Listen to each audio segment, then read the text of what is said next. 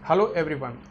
Tense series के अंदर आज हम पहुंच चुके हैं पास्ट टेंस के 4th नंबर का जो टेंस होता है पास्ट परफेक्ट कॉन्टिन्यूस टेंस इसके अंदर। और टोटल अगर टेंस के नंबर्स में हम देखें तो ये 12 टेंसेज में से 8 नंबर का ये टेंस जनरली कहा जाता है। ये अपना वीडियो नंबर 15 होगा जिसके अंदर हम अपना past perfect continuous tense start करने वाले हैं। So let's continue.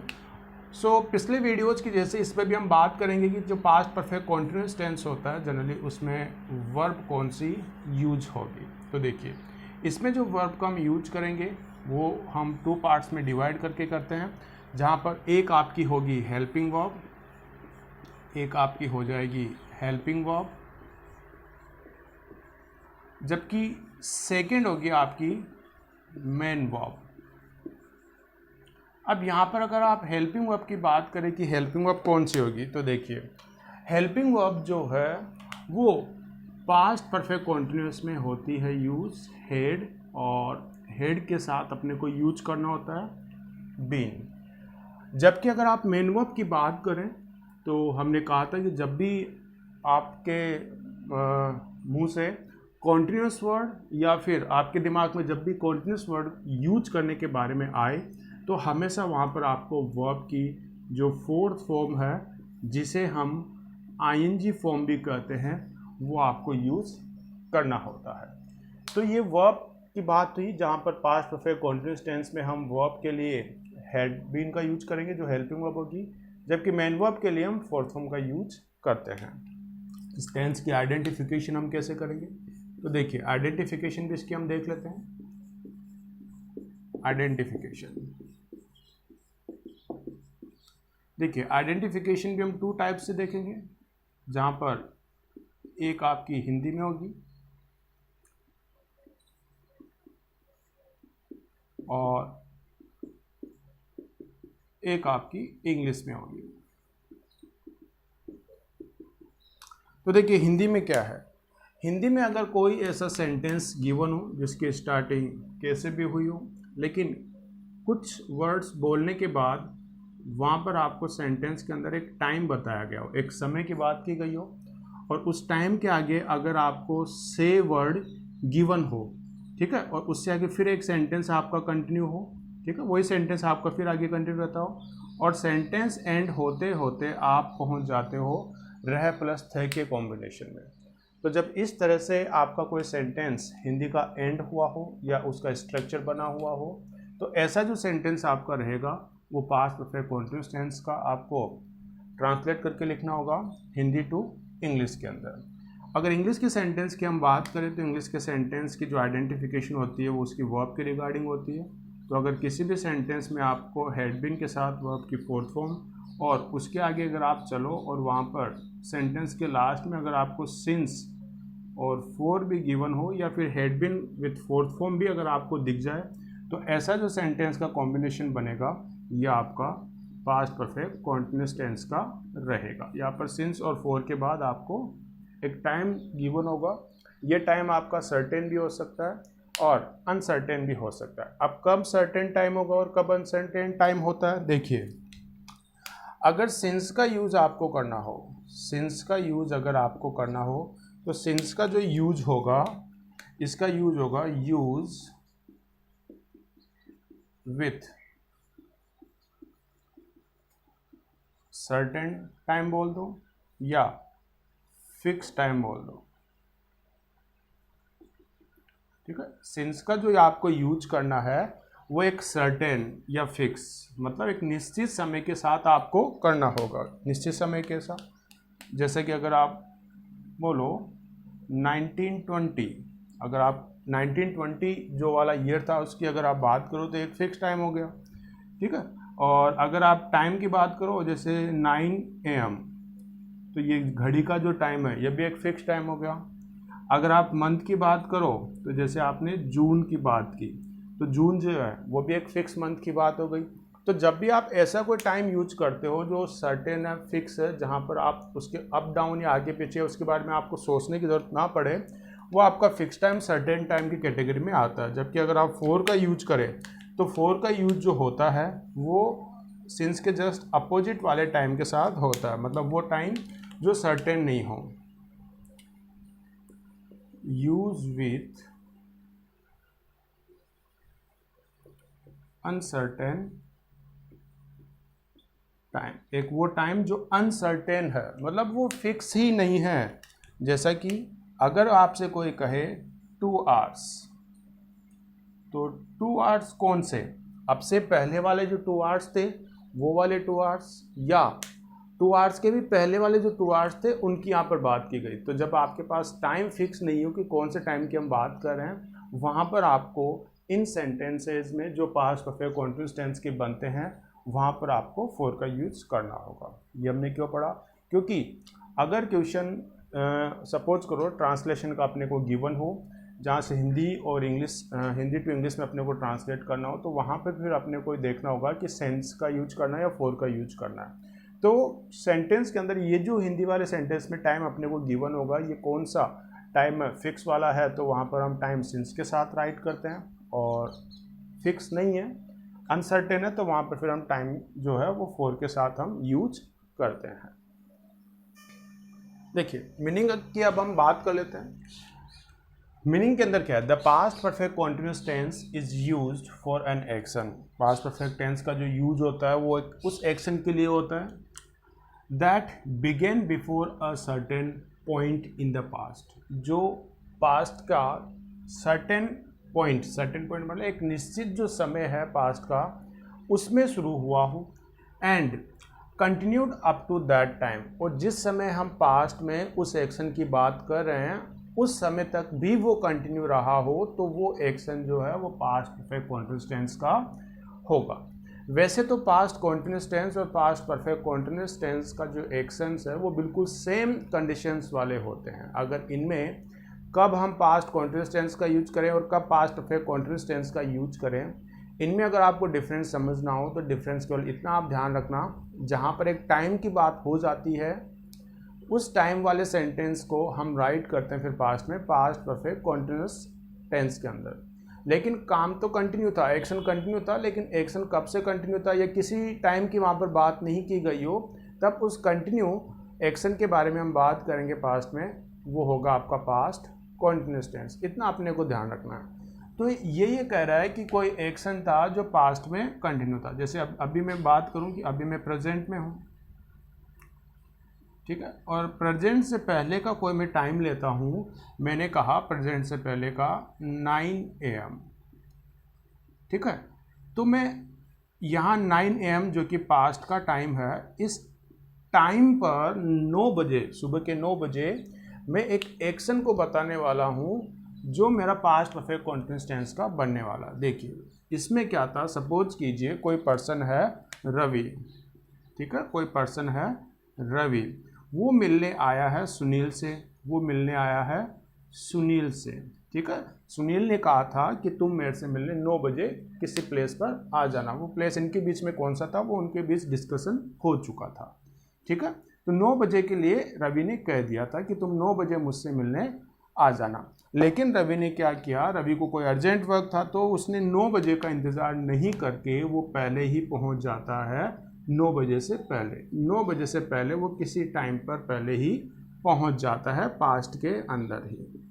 जब 9 बजे सुनील वहां पर पहुंचता है तो रवि से सुनील पूछता है कि भैया तुम कितनी देर से यहाँ पर हो या कब से तुम मेरा इंतज़ार कर रहे हो। तो सुनील कहेगा इस टाइम के बारे में, 9 बजे सुनील जो अपना एक्शन बताएगा इंतज़ार करने का या उसका वेटिंग करने का, तो वो उस टाइम के साथ बताएगा जब वो यहाँ पर पहुँच गया था 9 बजे से पहले। अब ये अगर टाइम उसको फिक्स पता है या उसको पता है कि मैं कितने टाइम पर यहाँ पर या कौन से टाइम पर यहाँ पर पहुँचा था, तो वो सर्टेन टाइम बनेगा और इस सर्टेन टाइम को वो सिंस के साथ यूज करेगा। लेकिन अगर ये वाला जो टाइम है, ये टाइम अगर उसको अनसर्टेन है, उसको भी पता नहीं है कि वो कितने बजे यहाँ पर आया, हो सकता है वो ये कहे कि मैं 2 घंटे पहले आया था या 1 घंटे पहले यहाँ पर आया था, तो जब वो इस टाइम के बारे में बात करेगा तो इस टाइम को वो 4 के साथ बताएगा। अब इस पास्ट वाले टाइम से लेकर 9 AM के बिटवीन जो रवि था उसके थ्रू एक एक्शन हो रहा था, वो था वेटिंग का, ठीक है, उसके थ्रू एक एक्शन हो रहा था वेटिंग का। तो इस पास्ट टाइम के साथ 9 बजे तक जो कि पास्ट का था, इसके ड्यूरिंग, इस पीरियड के ड्यूरिंग, पीरियड ऑफ टाइम के ड्यूरिंग एक एक्शन कंटिन्यू था। और हमने बात की थी पास्ट कॉन्टिन्यूस टेंस में, जब भी एक लॉन्ग एक्शन हो या लॉन्ग टर्म का एक्शन हो पास्ट के अंदर, तो उस एक्शन को हम राइट करते हैं पास्ट कॉन्टिन्यूस टेंस के अंदर। लेकिन यहाँ पर हमें टाइम भी गिवन है जो सर्टेन या अनसर्टेन हो सकता है, तो उसी लॉन्ग प्रोसेस वाले सेंटेंस को हम टाइम के साथ अब राइट करते हैं पास्ट परफेक्ट कॉन्टिन्यूस टेंस के अंदर। अब इसकी हमने वर्ब देख ही ली थी। तो रवि, अब सुनील का जो क्वेश्चन था कि तुम कब से यहाँ मेरा इंतजार कर रहे हो, तो रवि आंसर करता है और रवि के ही वर्ड्स में हम कहते हैं कि I had been waiting here. अगर उसने सिंस कहा तो सिंस 7 AM, ठीक है। उसने अगर फिक्स टाइम बताया सुबह 7 बजे से, तो मैंने सिंस का यूज किया। अगर उसके पास टाइम फिक्स नहीं था और तो वो ये कहता 2 घंटे से, तो मैं 4 2 hours वर्ड यूज यहाँ पर करता, ठीक है। ये इतना सा माइनर इसमें डिफरेंस हो जाएगा। यहाँ मैंने जो आई यूज किया है, ये आई का मैंने यूज किया है रवि के लिए, ठीक है, क्योंकि सुनील का जो क्वेश्चन था कि तुम यहाँ पर कब से वेटिंग कर रहे हो, तो रवि ने उसका आंसर कर दिया। अब इस आंसर में क्या निकल के आया, इस आंसर में निकल के आया कि यहाँ पर जो एक्शन हो रहा है वो पास्ट परफेक्ट कॉन्टिन्यूस टेंस का है। क्यों? क्योंकि यहाँ पर हैड बीन हेल्पिंग वर्ब है और वेटिंग जो फोर्थ फॉर्म है। और कैसे हुआ? क्योंकि इसमें मैंने सिंस या फॉर का यूज भी किया है टाइम के साथ। तो इस मीनिंग के बेसिस पे इस कंडीशंस में हम समझ सकते हैं। बाकी पास्ट परफेक्ट कॉन्टिन्यूस टेंस के अंदर पास्ट का कोई रोल नहीं होता है। जो कुछ होगा, प्रेजेंट का कोई रोल नहीं होता है, जो कुछ होगा वो पास्ट का होगा। एक्शन पास्ट में ही तो शुरू हुआ था, पास्ट में ही किसी टाइम तक कंटिन्यू था और पास्ट में ही किसी पॉइंट ऑफ टाइम पर उसकी बात की गई थी कि भैया इस एक्शन को आप कब से कब तक कर रहे हो। तो ये बात हो गई इसकी मीनिंग की। अब यहाँ पर हम बात कर लेते हैं सेंटेंसेज की। इस वीडियो में मैंने सेंटेंसेज का जो स्ट्रक्चर होता है उसकी बात नहीं की है, क्योंकि स्ट्रक्चर मैंने पहले भी कहा था कि बिल्कुल सेम ही होता है। अगर वहाँ पर कुछ चेंजेस होते हैं तो उसकी वर्ब को लेकर होता है।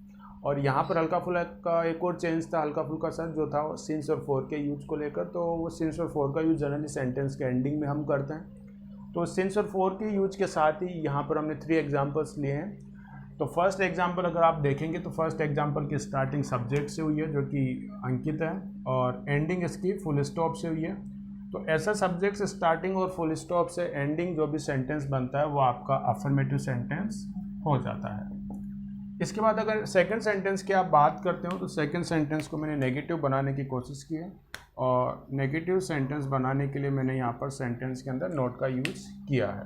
तो जब स्टार्टिंग सब्जेक्ट से हो जो कि दे है, और एंडिंग फुल स्टॉप से हो, और सेंटेंस में कहीं नोट का अगर यूज हुआ हो, तो वो सेंटेंस जो होगा वो आपका नेगेटिव सेंस वाला सेंटेंस बनता है। थर्ड, अगर सेंटेंस आप देखें तो इसमें ज़्यादा कुछ देखने की अपने को ज़रूरत है नहीं। सेंटेंस के लास्ट में क्वेश्चन मार्क है, तो जब सेंटेंस में क्वेश्चन मार्क का यूज हुआ हो और अगर नोट नहीं आए तो फिर वो सिंपल एक इंट्रोगेटिव सेंटेंस आपका बनता है। तो इस तरह से हम 3 टाइप ऑफ सेंटेंस की बात करते थे, अफर्मेटिव, नेगेटिव, इंट्रोगेटिव, और इनकी हमने बात की है इस वीडियो में एग्जाम्पल्स के थ्रू। तो चलो आप देख लेते हैं। और सिंपल सा है कि example past perfect continuous tense का होगा या किसी और टेंस का होगा, किसका होगा। तो देखिए इसमें हम बात कर लेते हैं। ये पास्ट परफेक्ट कॉन्टिन्यूस टेंस हम पढ़ रहे हैं तो पास्ट परफेक्ट कॉन्टिन्यूस टेंस का ही बनेगा। और क्यों बनेगा? क्योंकि यहाँ पर हमने सिंस या फॉर का यूज सेंटेंस के अंदर किया है। जब भी सिंस या फॉर आता है तो परफेक्ट कॉन्टिन्यूस टेंस का वो बनता है, और हम वीडियो बना रहे हैं पास्ट टेंस का, इसलिए इसको हम पास्ट परफेक्ट कॉन्टिन्यूस टेंस की कैटेगरी में रखकर चलेंगे। तो अंकित जो था वो उसका एक वर्क होता था, तो हेल्पिंग वर्ब हो गई हैड बीन, और अंकित के थ्रू जो वर्क किया जा रहा था वो प्ले था। तो हैड बीन के साथ अब अपने को मेन वर्ब का यूज करना है जो कि फोर्थ फॉर्म या आईएनजी वाली फॉर्म होती है, और ये बनेगी आपकी प्लेइंग। अब यहाँ पर मैंने एक ऑप्शन दिया है कि सिंस आएगा या फोर आएगा। तो यहाँ पर सिंस का यूज होगा या फोर का यूज होगा, ये डिपेंड करेगा कि आपका जो टाइम है वो किस कैटेगरी का है। तो यहाँ पर अगर आप टाइम देखोगे तो 5 PM की मैंने बात की है, जो कि एक फिक्स टाइम है घड़ी का। तो जब फिक्स टाइम की हम बात करते हैं तो हम सिंस का यूज करते हैं। तो यहाँ पर मैं जो सेकंड ऑप्शन है सिंस या फोर की रिगार्डिंग, उसमें सिंस का मैं यूज करता हूँ। सेकंड अगर एग्जांपल है हम नेगेटिव वाला जो सेंटेंस है, इसमें भी अपने को पास्ट परफेक्ट कंटीन्यूअस टेंस का यूज करना है, लेकिन ये नेगेटिव है और नेगेटिव वर्ड में नॉट का यूज होता है। और नॉट जो है हम किसके बाद यूज करते हैं, हेल्पिंग वर्ब के बाद। लेकिन हेल्पिंग वर्ब का जो स्ट्रक्चर है, अगर वो 2 वर्ड्स के कॉम्बिनेशन या मोर देन 2 वर्ड्स के कॉम्बिनेशन से बना हो, तो जो फर्स्ट वाला वर्ड होता है उसके बाद अपने को नॉट पुट करना होता है। तो यहाँ पर फर्स्ट वर्ड हेड है, सेकेंड वर्ड बीन है, तो मैं हेड के बाद ही नॉट यूज करूँगा। तो हेड नॉट बीन वर्ड में कहूँगा। और ऑप्शन में मेरे पास जो वर्ड है या वर्ब है वर्क, उस वर्क की मैं फोर्थ फॉर्म बना दूंगा और ये बन जाएगी वर्किंग। ठीक है, तो they had not been working on their project. अब यहाँ पर सिंस और फॉर के बारे में मुझसे और कहा गया है कि सिंस का यूज करें या फॉर का। तो मैं टाइम देखूंगा कि सिंस या फॉर के साथ आने वाला टाइम कौन सा होगा। तो ये 2 डेज है। 2 डेज के बारे में स्पेसिफिक अपने को नहीं किया गया है, कुछ क्लियर आइडिया नहीं है कि 2 डेज कौन से। तो ये अनसर्टेन टाइम हो जाता है और ये अगर ये अनसर्टेन टाइम है तो इसके साथ हम फॉर का यूज करते हैं। थर्ड जो इंटरोगेटिव सेंटेंस इसमें कहा गया है कि मेनू, फिर वाटर, द प्लांट और वो सिंस फॉर, और यहाँ पर मॉर्निंग वर्ड जो कि टाइम को बता रहा हुआ रिप्रेजेंट कर रहा है उसकी बात की गई है।